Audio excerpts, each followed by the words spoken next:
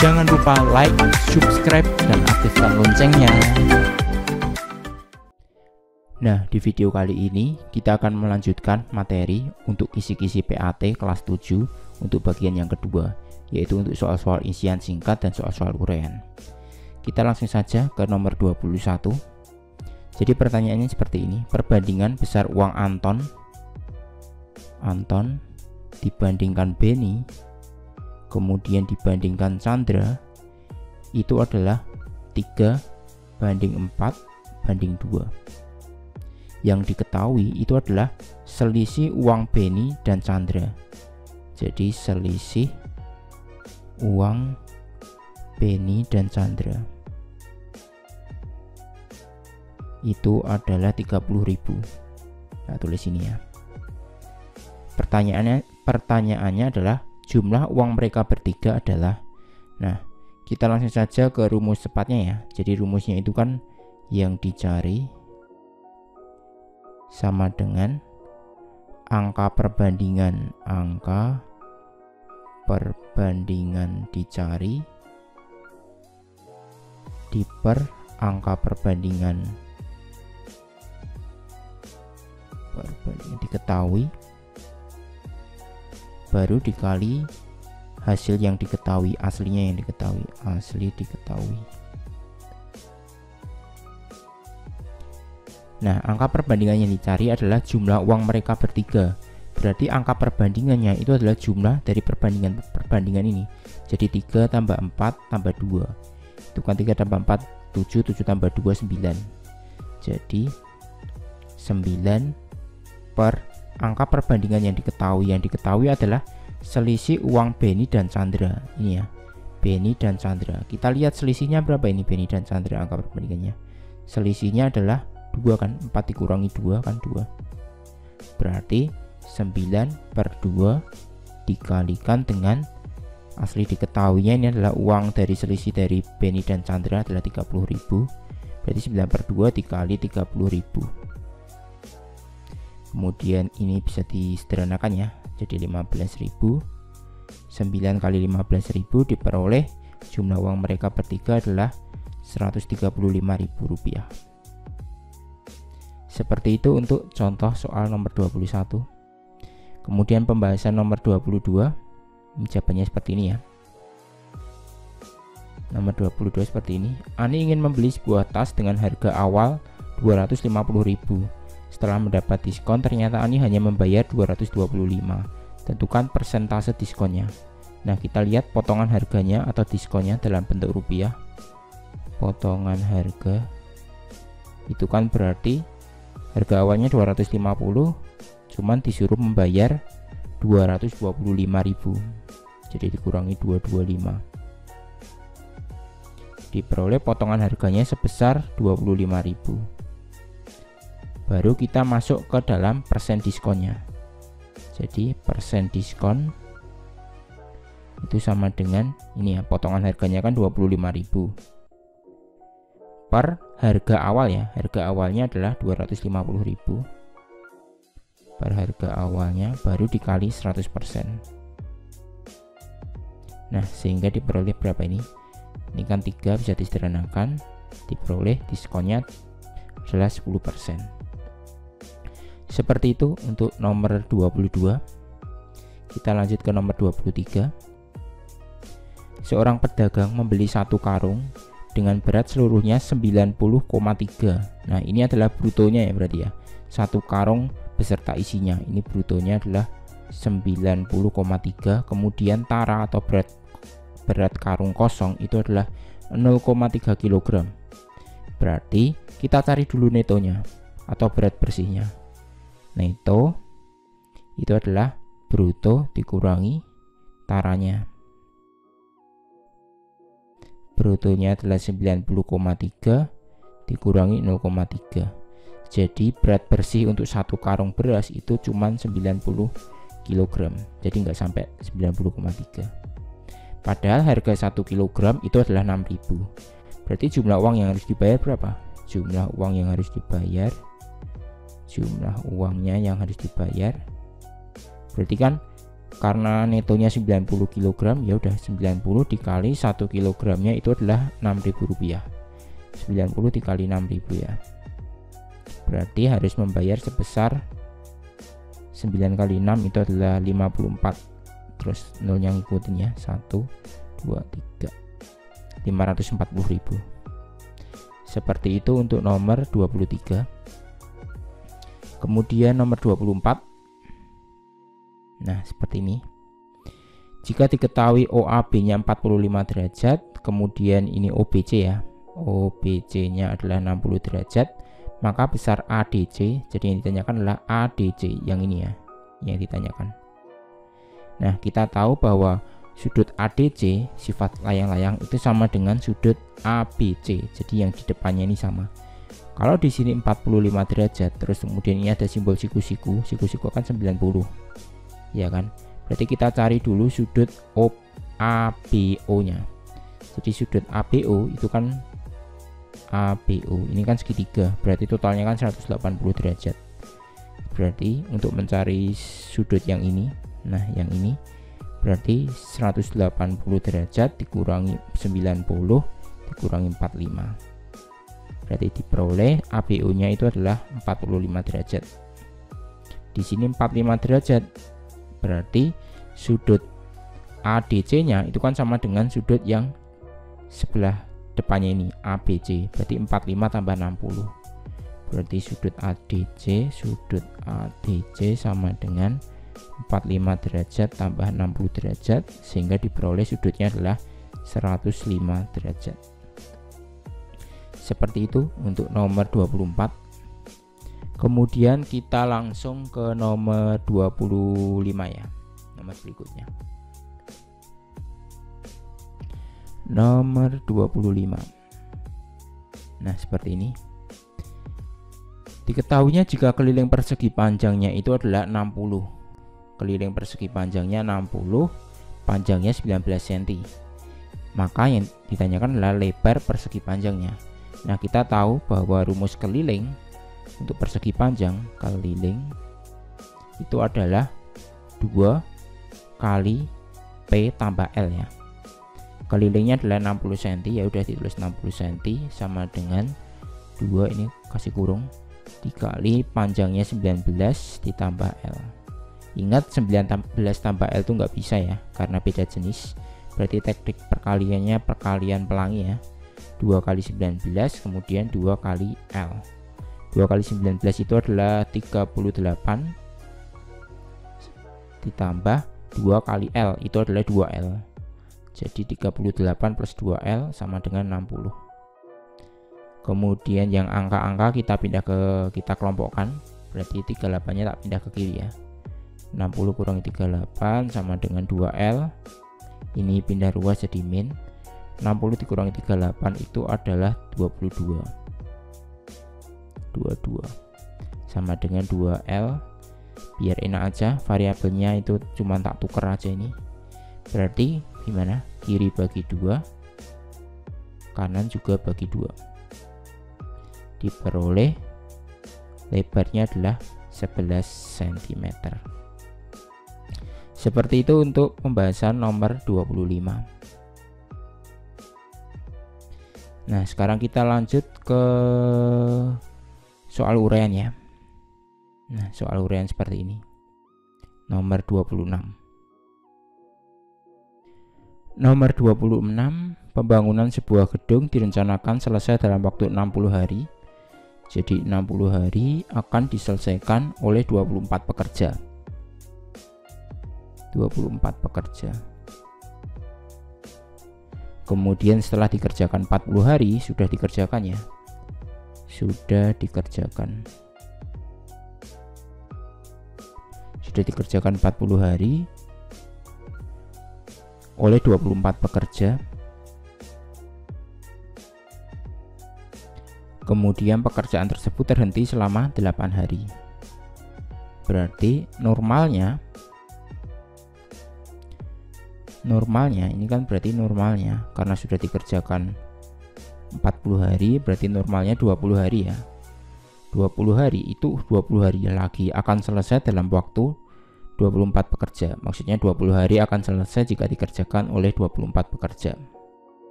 Nah, padahal itu terhenti 8 hari. Berhentinya 8 hari. Berhenti 8 hari.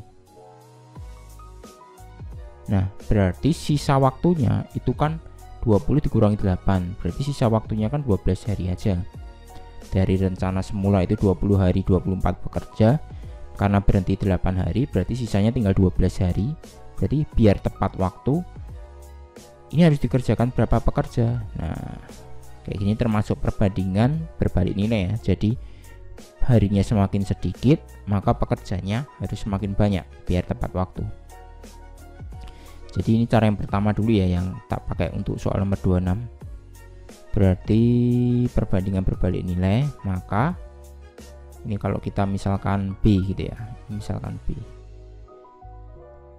berarti perbandingannya ini ya 20, 24, 12 dan B. Tapi ini dibalik yang salah satu. 20 per 12 sama dengan dibalik ya, jadi B dulu per 24. Kita sederhanakan ini 5 per 3 ya, B per 24. Kemudian teknik perkalian silang 3 kali B sama dengan 5 kali 24. 3 kali B itu 3B, 5 kali 24 120. Berarti B nya kiri bagi 3, kanan bagi 3 ya, harus dikerjakan oleh 40 orang. Padahal yang ditanyakan adalah pekerja tambahannya. Pekerja tambahannya. Jadi pekerja tambahannya, karena sebelumnya udah punya 24, ya udah. Berarti 40 orang dikurangi 24. Berarti butuh 16 pekerja tambahan. Nah, itu adalah cara yang pertama.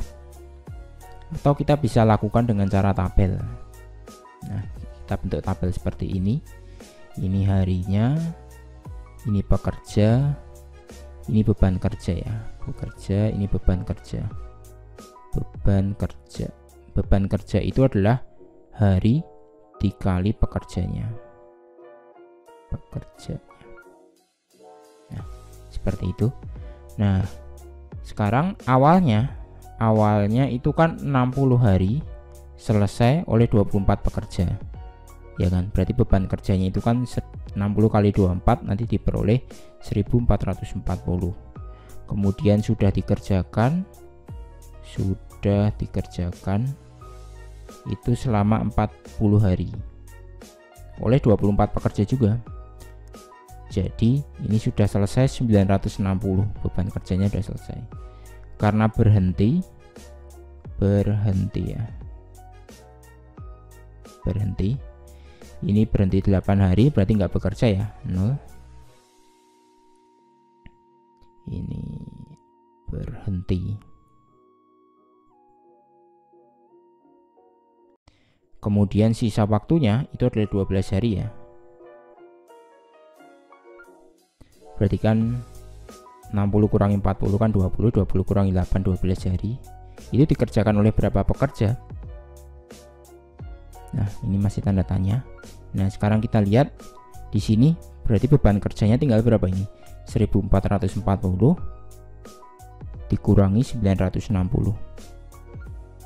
Berarti itu adalah 480. Beban kerjanya tersisa 480. Berarti pekerja harus ada, tinggal 480 dibagi 12 ya, diperoleh 40 orang. Padahal yang ditanyakan adalah tambahan pekerja. Tambahan pekerja. Berarti sama tadi, 40 dikurangi 24. Sehingga tambahan pekerjanya adalah 16 orang. Seperti itu untuk nomor 26. Kita lanjut ke nomor 27. Koperasi sekolah membeli 1 kardus buku tulis itu seharga 120.000.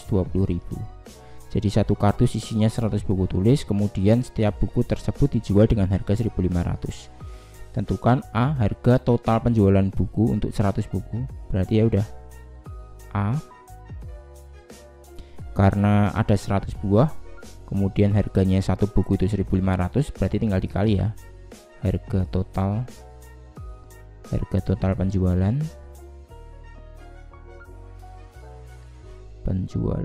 berarti tinggal 100 dikali harga satu bukunya 1.500. Berarti koperasi tersebut akan memperoleh uang 150.000. Berarti untung ya, nih keuntungan yang diperoleh koperasi kan modalnya atau harga belinya kan cuma 120.000. Berarti untungnya 150.000 dikurangi modalnya tadi 120.000. Berarti koperasinya untung 30.000. Kemudian yang ditanyakan adalah persentase untungnya. Jadi C, persen untung. Berarti untungnya berapa? 30.000 per harga awalnya ya, atau per modalnya. Modalnya kan tadi 120.000 dikali 100%. Nah, sekarang diperoleh, ini dicoret ya, 2 ke 4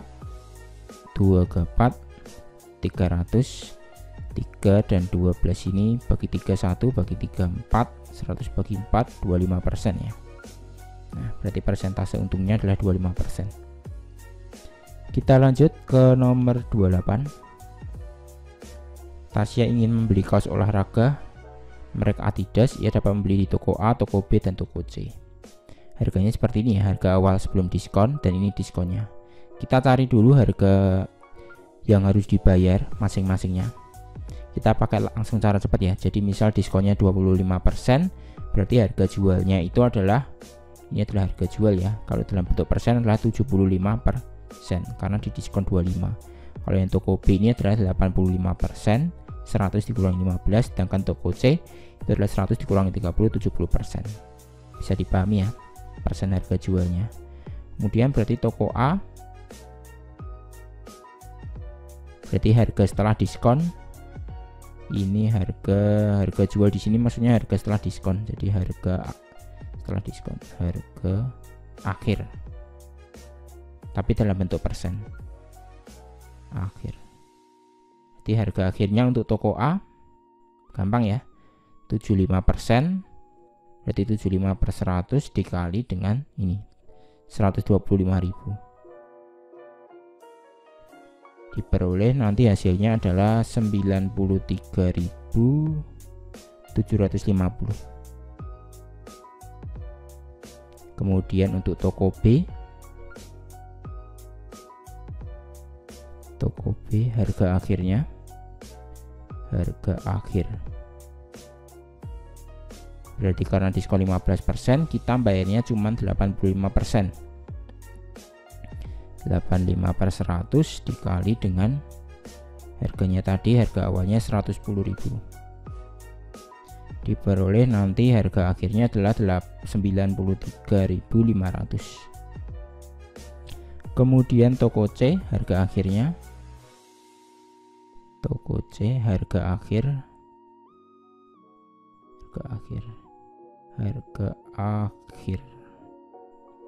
dan harga akhir. Karena diskon 30%, berarti kita tinggal membayar 70%, 70 per 100 dari harganya tadi, harga awalnya 130.000, sehingga diperoleh 91.000. Jadi yang paling murah adalah di toko C karena bayarnya cuma 91.000.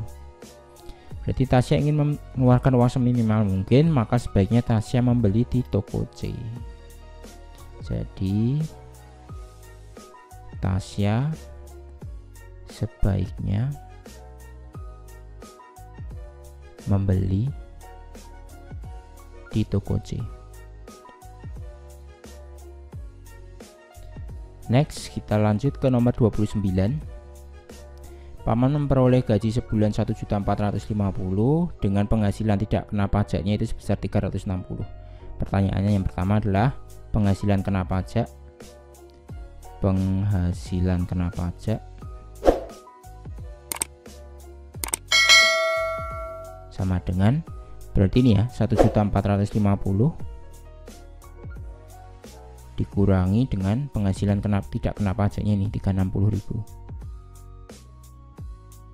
Diperoleh penghasilan kena pajaknya adalah 1.1090.000. Nah, seperti ini. Kemudian pajak yang ditanggung oleh paman, B-nya adalah pajaknya yang ditanggung pajak. Berarti karena pajaknya itu adalah 10%, berarti 10% dari 1.090.000 ini. 10/100 dikali penghasilan kena pajaknya.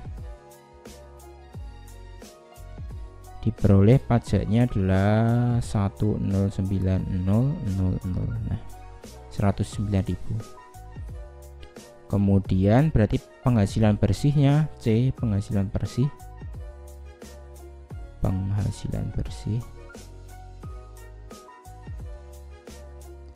Berarti uangnya tadi 1.450.000 dikurangi pajaknya adalah 109.000. Sehingga diperoleh penghasilan bersihnya adalah 1.341.000. Seperti itu untuk nomor 29. Bisa dipahami ya. Nah, seperti ini. Kita lanjut ke nomor terakhir, nomor 30. Diketahui trapesium sama kaki seperti ini sama dengan yang ini. Kemudian diketahuinya PG-nya 42, jadi dari sini sampai ke sini tuh 42 ya. SR-nya 18. Besar sudut P 45 derajat di sini. Di sini siku-siku ya berarti ya. Nah, yang ditanyakan adalah tinggi trapesium atau SM atau RN-nya ini. Nah, kalau kita lihat sifat segitiga sama kaki ya. Sifat segitiga sama kaki kalau masih ingat, itu kan di sini 45 derajat, di sini 90 derajat, berarti kan di sini 45 juga. Ya kan, di sini 45 derajat. Karena ini 45 derajat dan ini 45 derajat, maka segitiga PMS, segitiga PMS ya, di bawah sini. PMS itu adalah segitiga siku-siku sama kaki, segitiga siku-siku tapi juga sama kaki. Nah, berarti besarnya PM itu sama dengan tingginya ini SM. Bisa dipahami ya logikanya. Jadi besarnya PM ini sama dengan SM-nya ini karena sama kaki. Ini 45 derajat, 45, ini 90. Nah, kita cari dulu besarnya untuk PM. Di sini kan 18. MN-nya kan berarti kan juga 18. Nah, berarti 42 tingginya. Itu kan secara logika 42 dikurangi 18, kemudian nanti dibagi 2 ya, karena ini ada di sini, ini dan ini. Itu juga sama. Yang ini dan ini itu sama. Berarti tingginya adalah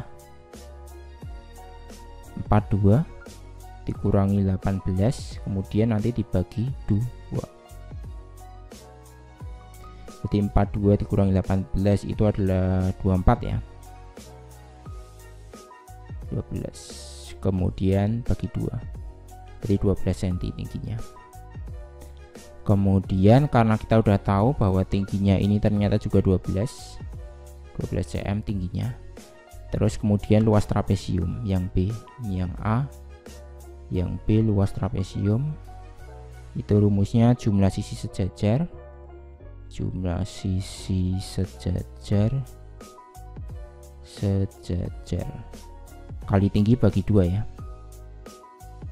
Nah, jumlah sisi sejajarnya ini 42 tambah 18 sama dengan 42 tambah 18 dikali tingginya tadi 12 juga dibagi 2. 42 tambah 18 itu 60, dikali 12 bagi 26, berarti luasnya 360 cm persegi. Nah, seperti itu. Nah, oke, jadi hari ini kita sudah belajar ya untuk kisi-kisi PAT untuk materi kelas 7. Nah, seperti ini. Oke, dadah, Tuhan memberkati.